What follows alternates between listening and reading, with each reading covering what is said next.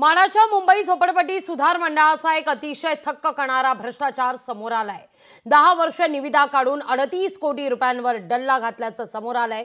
विक्रोळी पश्चिमेतील सूर्यनगरमध्ये एकच सुरक्षा भिंत बांधण्याकरता 10 वर्ष निविदा काढण्यात आल्यात, तर अंधेरीच्या महाकाली गुंफा परिसरातही घोटाळा उघड झालाय। बांधकाम झाल्याचा दावा केला, पण प्रत्यक्षात मात्र भिंतच बांधली गेलेली नाहीये। संरक्षक भिंतीच्या बांधकामात घोटाळा झाल्याचा आरोप होतोय।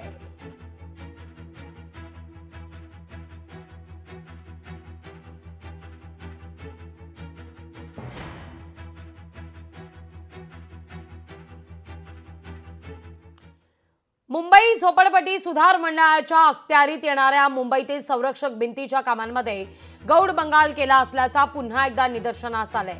अंधेरी पूर्व भागात महाकाली गुंफा परिसरामध्ये अनेक ठिकाणी भिंतीचं काम केलं असल्याचं सांगण्यात आलं, मात्र ज्या ठिकाणी बांधकाम केलं असल्याचं सांगितलं त्या ठिकाणी भिंतच नसल्याचं समोर आलंय। अजित, तुम्ही किती वर्षापासून राहता इथे? इथे जवळजवळ 35 वर्ष झाली मला इथे।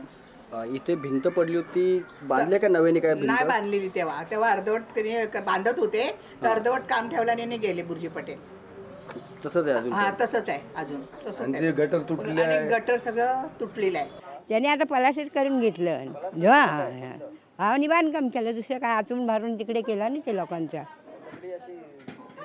हा, सगळं कोसळले होत्या। मी आता मला 2020 आलं मी इकडे। आमच्या समोर काय काम नाही केलं इकडे। ती वरती पडलेली ती वरतीच काढलं, खाली तोडून काढलं नाही। ते लोकांना सांगितलं होतं ते वरचं बाहेर काढलेलं ते इनसाइड घ्या। भीती तर आहे, कधी कधी पण पडणार। ते पोलावरती आहे बघा तुम्ही वरती जाऊन, it is on the pole only, just any time heavy rain any time.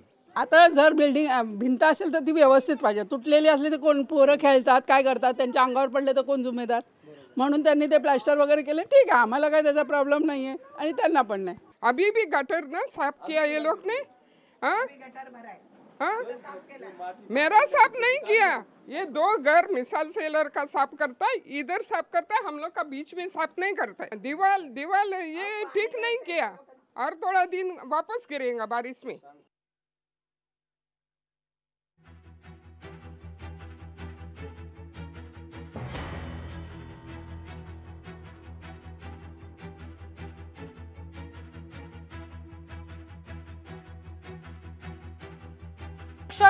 भिंती बांधण्याचं काम मुंबई झोपडपट्टी सुधार मंडळाकडे असलं तरी या संदर्भात जमिनीवर अधिक तर काम झालेलं दिसत नाहीये। एकूण या सर्व भिंतीच्या गौड बंगालामध्ये 8 कोटी रुपयांचा घोटाळा झाला असल्याची माहिती मिळते। पण त्याहून धक्कादायक बाब म्हणजे ही संरक्षक भिंत बांधण्याच्या नावाखाली कर्मचारी आणि अधिकाऱ्यांनी 8 कोटी रुपये लाटल्याचा आरोप तर होतोच आहे, शिवाय इथल्या नागरिकांनी आपल्या स्वसंरक्षणार्थ आपल्या वर्गणीतूनही या भिंती करता पै जमा केल्याची धक्कादायक बाब समोर आलेली आहे। पहा, मागच्या 3 दिवसापासून आपण ह्या सगळ्या संबंधित अधिकाऱ्यांना संपर्क साधण्याचा प्रयत्न करतोय, कोणीही आपल्याला उत्तर देत नव्हतं। मात्र तातडीनं आपण आज सकाळी पुन्हा एकदा मुरजी पटेल आमदार त्यांना आणि ज्या माजी नगरसेविका आहेत त्यांचीच पत्नी आहे त्यांना देखील संपर्क साधण्याचा प्रयत्न केला। मात्र तातडीनं त्यांनी आता उद्याची ही बैठक लावलेली आहे, मात्र घटनास्थळावरती अधिकारी पोहोचतील असं देखील त्यांनी आश्वासन दिलेलं आहे। तत्पूर्वी स्थानिकांना त्यांच्याकडनं काय अपेक्षित आहे हे त्यांच्याकडून जाणून घेण्याचा प्रयत्न करूयात। मात्र सहकार नगरमध्ये आहे सध्या मी, आणि इथलंच महाकाली गुफा परिसरामध्ये 4 ते 5 असे ठिकाण आहे, त्या ठिकाणी नुसतेच हे जे संरक्षण भिंत आहे ते नुसते त्याचा खर्च जो आहे तो कागदावरती दाखवलेला आहे, पण मात्र प्रत्यक्षात भिंत ही कुठेही बांधलेली नाहीये। त्यामुळे स्थानिक आहेत त्यांच्याकडून जाणून घेऊया। काय सांगाल काका, किती वर्षापासून तुम्ही इथे राहतात आणि नेमकी काय अडचण आहे? ज्या पद्धतीत इथे वीज पडली होती आणि त्यानंतर ही भिंत कोसळली, इथे सध्या कुठेही भिंत बांधण्यात आलेली आहे का? मुरजी पटल्याने थोडंसं काम केलेलं आहे, बाकीचं तसंच राहिलं। मग आम्ही वर्गणी करून काढल्यानंतर मग बाकी जो दिवाळ पडायला आहे, बाकी जे दिवाळ पडायला आलंय, कधी पडेल त्याचा शंका नाही। ते काय कोणी केलं नाही, काय नाही। आम्ही तेव्हा सांगितलं होतं मुरजी पटलांना किंवा सगळ्यांना, पण ते कोणी काय पुढं काहीच केलं नाही। आधी अनेक घटना झालेल्या आहेत, कोण जबाबदार ठरेल? ह्या आधी आपण पाहतोय की संरक्षण भिंत ज्या आहेत ज्या मोडकळीस आल्या होत्या पण त्या बांधल्या गेल्या नव्हत्या आणि दुर्घटना घडली होती। आम्ही म्युन्सिपाल्टीला सुद्धा लेटर दिलेलं आहे, म्युन्सिपाल्टीला सुद्धा कळवलं आहे. म्युन्सिपाल्टीने सांगितलं की प्रायव्हेट बेट आहे, तुम्ही आम्ही करू शकत नाही. मग आम्ही मुर्जी पटेलकडे गेलो. मुर्जी पटेलने थोडंसं काम केलं प्रायव्हेट आपल्या त्यांच्या स्वतःच्या खिशातून. का ते आमदार हे नव्हते तेव्हा त्यांनी हां. तर मग राहिलेलं काम आम्ही लोकांनी पब्लिक वर्गणी काढून केलं. तर आता ही सगळी बातमी लोकशाही मराठीनं लावून धरल्यानंतर लोकप्रतिनिधीसह प्रशासनही खडबडून जागत झालं.